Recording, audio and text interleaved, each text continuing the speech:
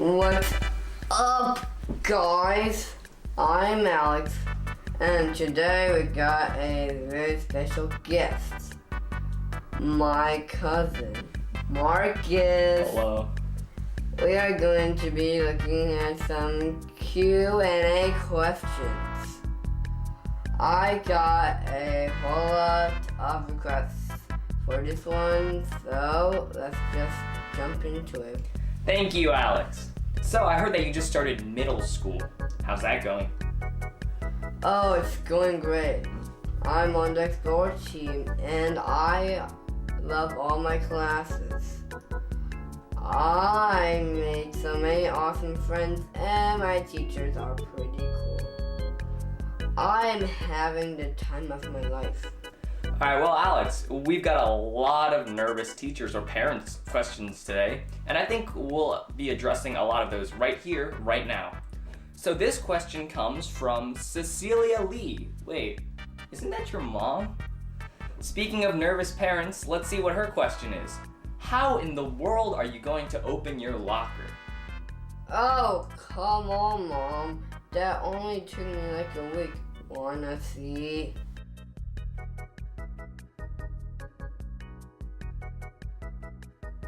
All right, so the next question comes from Mr. Dexter. He's the guy who always asks the weird questions, right? Well, his question today is it true that you're in a regular class? Does inclusion work at the middle school level?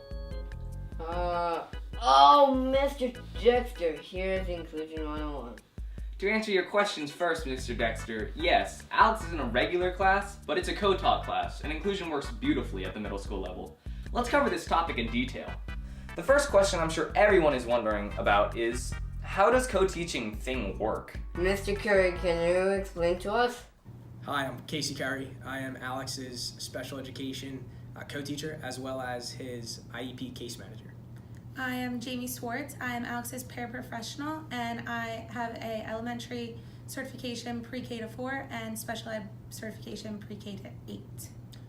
When looking back on Alex's growth and where he has come from in regards to early intervention and then transitioning to Roberts Elementary in kindergarten, he really has made many strides behaviorally, socially, academically, and overall, turning into a very nice young man. At Roberts, he was in a program where he had the support of a paraprofessional, similar to what he currently has here at Upper Marion Middle School. However, he did not have the support of a co-teacher with him throughout the day to help modify and adapt the curriculum to make appropriate for him. But now that he has now transitioned to Upper Marion Middle School, our district is very big proponents of co-teaching, and this initiative has transitioned all the way from our elementary schools now up to 12th grade. And in order to be a co-teacher, you have to be certified in the content that you're teaching to be highly qualified. In addition, I travel with Alex to social studies and science, language arts, and then I support him in math. With planning with the regular ed teachers to show them and support them in creating a universally designed classroom that supports Alex and is appropriate for him, making sure that the curriculum is something that is attainable so that he can show the success. So the transition thus far has been a very strong and successful transition. Mr. Dexter is back at it again. He asks, well, what about academics, like social studies and science? My social studies and science teacher, Ms. Colden, can tell you all about it. Hi, I'm Caitlin Colden. I'm Alex's integrated social studies and science teacher here at the middle school, and it's been really wonderful having Alex in class. In order to access the curriculum, we draw on Alex's strengths. He is fantastic with the iPad. We have a one-to-one iPad program here at the middle school. So in regards to the 5th grade science and social studies content, Alex makes keynotes and different visuals for the class. Alex is a wonderful public speaker. Alex will stand up in front of the class and explain different concepts regarding what we're learning. And a lot of students in 5th grade, they're nervous to do public speaking, especially in front of their peers. And Alex's ability to easily go up and share his knowledge with the whole class is really inspiring to all of our students. So it's been a great asset to have him included in class every day. Do you want to see how that goes? Go. On the blue arrow, there's Russia, there's North America, and there's some of the definitions is like some tribes were nomadic because they moved place to place for the food they needed to survive. All right, another one from Mr. Dexter, and he asks, but how do you do with math? Miss S can explain that. We do give Alex regular 5th grade assessments with a few modifications to them. Ms. Schwartz will sometimes make some modifications to some stuff. You have your, So with this, I'll highlight certain things so it's easier for him to see it, or we'll come up with little rhymes. Like I know for the graphs where you go in the elevator and up them. So little rhymes like that help him to remember what he's doing. With addition and subtraction, we will use graphing paper so it is more spread out and he can see when he's carrying the numbers over and where the decimal points go. and like this is the place value one, and she'll separate the paper into different charts with a different place value, and he's able to identify them and the value of the numbers. So with just minor accommodations like that and modifications to our everyday 5th grade curriculum, Alex is really able to make great strides, stay right with the content. He's doing really, really well on all of the assessments and working super hard. So Alex knows the unit.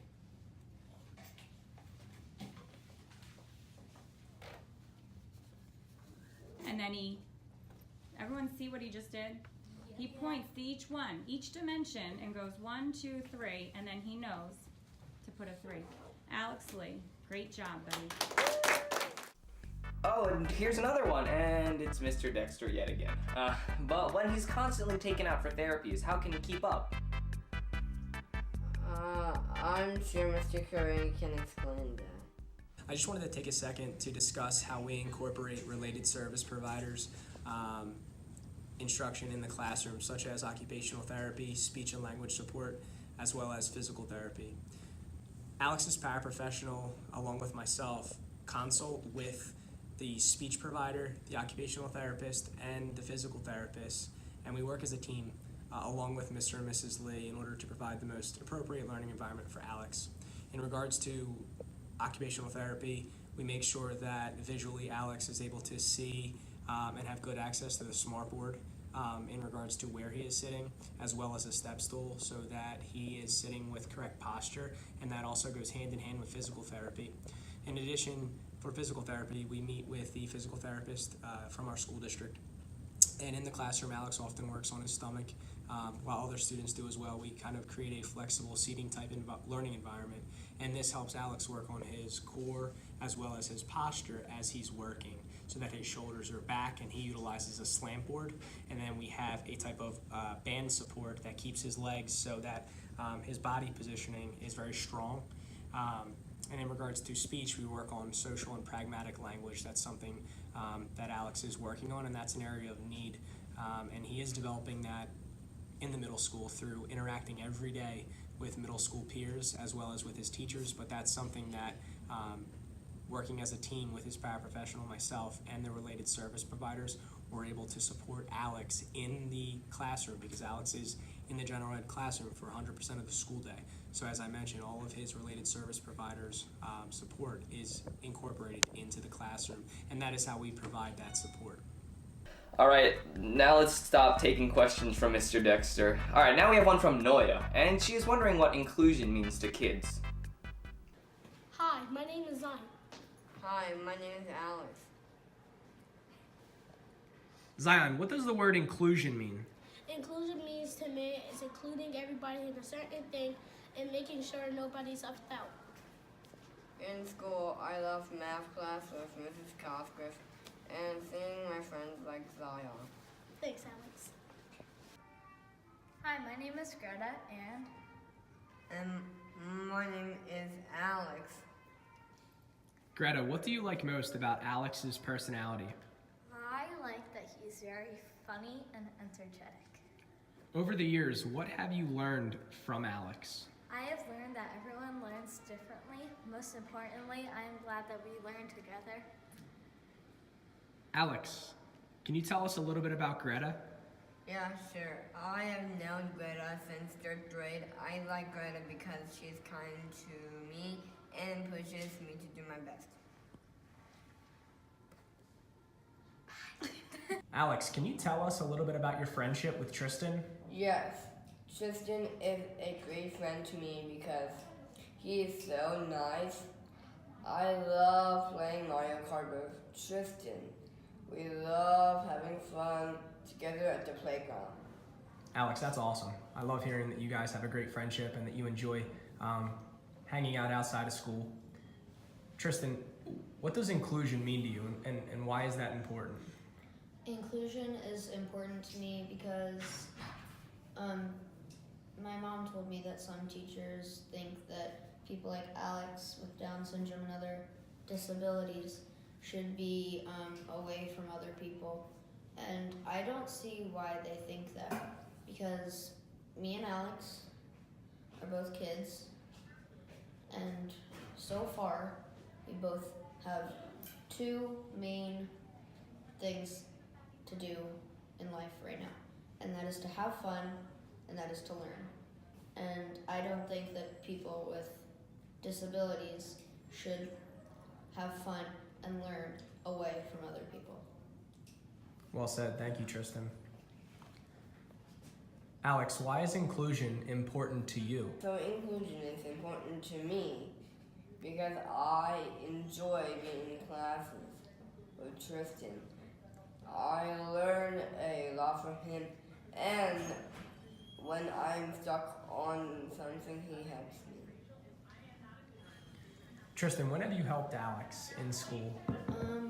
Well, in school, one time Alex was struggling throwing the ball because, Alex, remember you were throwing it like at the ground? Mm-hmm. Then I told you to underhand it or throw it like up, and then remember you got the last person out and we won the game? Mm-hmm. That was fun. What has Alex taught you, Tristan? Some things that Alex has taught me is, well, he taught me some great strategies for playing video games in games like Super Mario Bros. And Wipeout, the video game. So these are awesome. Well, thank you both for your time, and have a great rest of your day. Let's see here. Klufa says, wait, is there anyone who feels any anxiety about doing full inclusion? I'm going to ask Ms. Cosgrove. Hi, so I'm Melissa Cosgriff, and I am Alex's math and homeroom teacher. And I just wanted to take a moment to talk about how much anxiety I had at the beginning of this school year with this full inclusion. It was my first year doing it, and kind of the process. So at the end of last school year in June, our administration came and let us know that Alex was going to be in our 5th grade classroom and that he would be in my homeroom. And we were so excited. And at the same time, with all that excitement, I began to feel a whole lot of anxiety, and I was super nervous. And so it was a real mix of emotions. And so I met with my team and his, specifically Mr. Curry, his case manager, and talked to him about kind of how I was feeling. And we went to Roberts Elementary and met with Alex's 4th grade team to get a little bit more information about him. And the meeting was great. I learned a lot from the teachers and what Alex had been doing, but it also made my anxiety grow a little bit because I was just nervous and didn't know if I could actually do what I needed to do to fully include Alex, meet his needs, and I wanted to make sure that we did it right. So over the summer, we met as a team. Mr. Curry and I sat down, and I specifically teach math, and we talked about things that we could do in the math classroom, what could we, strategies, techniques, ideas, and the anxiety kept building and building and building. So although we were meeting and trying to prepare, I was still getting more and more anxious as the new school year was rolling around. So then comes August, and the first day of school, Alex enters my homeroom, and it was so exciting. He was so great. He was so kind and welcoming, and just, it was exciting. The smile on his face just made everybody else in the room smile.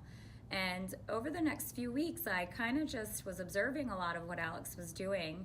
And the paraprofessional was in the room, who's also the certified teacher. And Mr. Curry was in the room with me, and just kind of watching what he could do. And I realized, wow, this is going to be great. I kind of realized, I kind of got anxious and nervous and worked up for no reason, which is totally normal. But as we began to see what Alex was capable of and the things that he was able to do with just simple little strategies and techniques that worked for him, we quickly realized that we didn't need to go run out and figure out a whole new curriculum and lessons for him, and that he was going to just work right along with us. He was going to do the lessons with us, and we would sit with him and make sure that he understood it with specific strategies that would help him.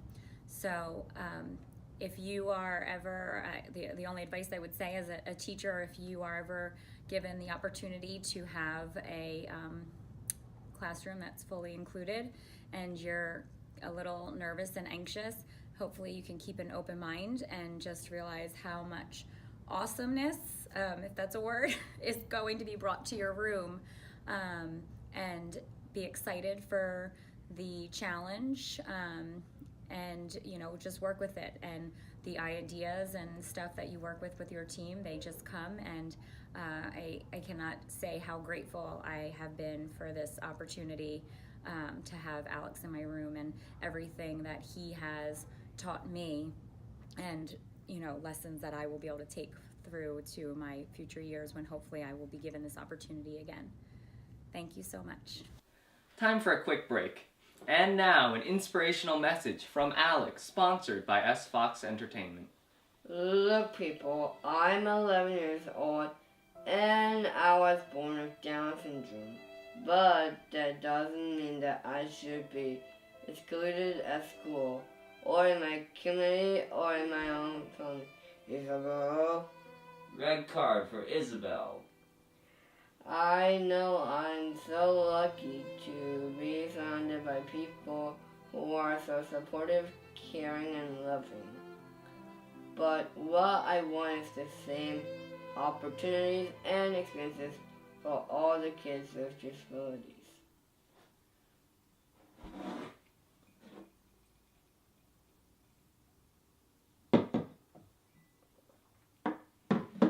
Alright, that's enough to change the world.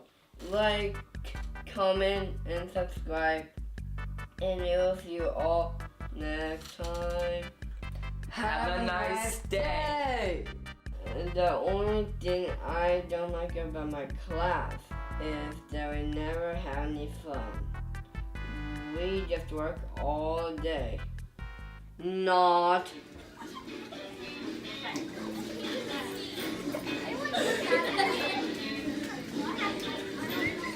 ha ha!